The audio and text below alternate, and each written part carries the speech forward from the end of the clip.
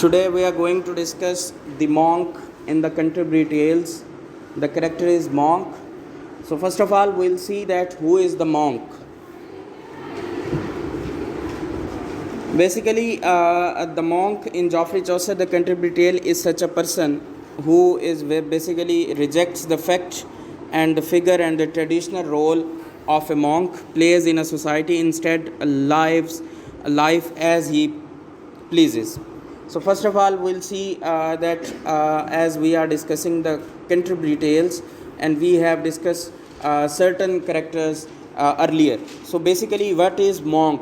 The word what is meant by monk? A male religious living in a cloister and devoting himself to contemplation and prayer and work.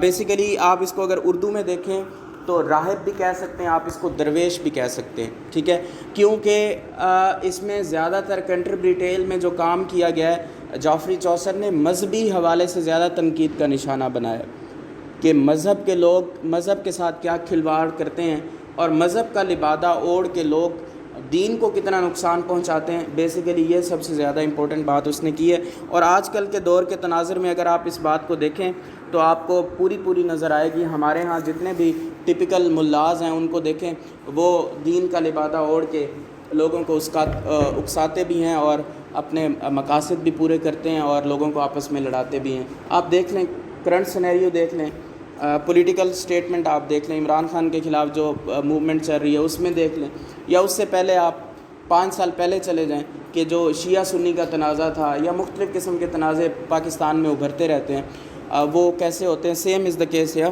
So physical appearance کی بات کرتے ہیں, کہتا ہے even in the looks the monk is very in like what is expected. The monk is a fat man which tell us that he is very well fed at a time when many were starving. He enjoys eating rich food and drinking good wine.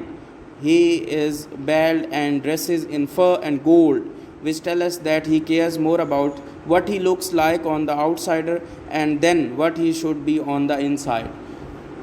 Gold use کرتا تھا اور basically جو اس کی appearance ہے وہ کوئی خاص نظر نہیں آتی تھی. اچھے کپڑے پہنتا تھا اور اسی کے ساتھ ساتھ شراب بھی پیتا تھا اور اچھا جو مرغن غذا جس کو آپ کہتے ہیں وہ بھی استعمال کرتا تھا. But the thing is that, اب اگر آپ دیکھیں کیونکہ ایک طرف وہ عیسائیت کو ریپرزینٹ کر رہا ہے, راہب ہے, درویش ہے, ان کا مونک ہے, آن دا ادر ہینڈ وہ شراب بھی پیتا ہے. بات کی سمجھ آ رہی؟ اور وہ گولڈ بھی پہنتا ہے. بیسیکلی مختلف قسم کے ورڈ جعفری چوسر نے یوز کیے ہیں اپنے کریکٹر کو کرٹیسائز کرنے کے لیے. ایک لفظ بھی کافی ہوتا ہے کسی کو کرٹیسائز کرنا ہو. So same is the case here. His face is smooth and shiny and his eyes roll in his head, and Chaucer described them as hot and fiery. This could indicate lust, through Chaucer claims it as a lust for life. اس کے چہرے کی appearance سے, اس کی آنکھوں سے وہ ایسے گھورتا تھا جیسے چوسر نے بتایا کہ لسٹ کی نگاہیں جو تھی وہ نظر آتی تھی in every aspect. Hopefully you are getting my point. Now we are moving toward role as a church figure.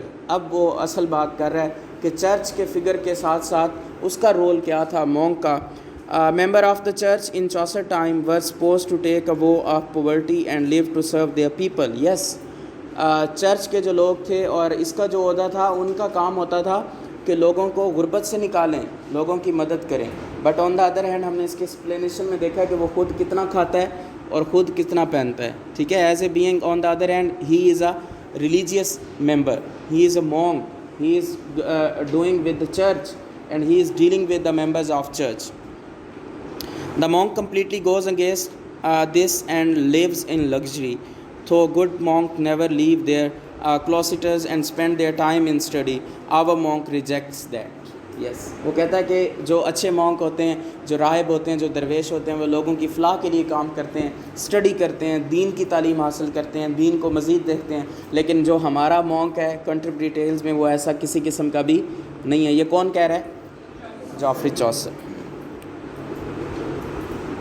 How would much rather spend his time hunting and riding horses. Chaucer tells us he has very many excellent horses and he was a rider day and night.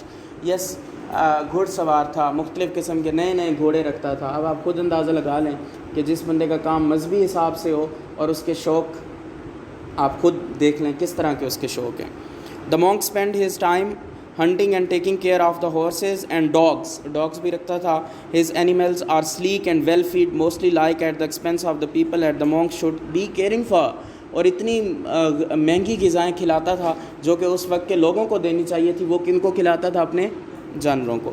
his clothing is not the traditional robes but lined with the animal fur and the features a gold pin instead of a rosary. yes, اس کے کپڑوں میں جانوروں کی کھال استعمال ہوتی تھی اور سونا استعمال کرتا تھا اپنے کپڑوں میں. آن دا ادر ہینڈ آپ دیکھیں کہ کتنی غربت تھی اور کتنے حالات خراب تھے, لیکن جو ان کا مونک تھا وہ اپنے ہی حساب سے زندگی جیتا تھا.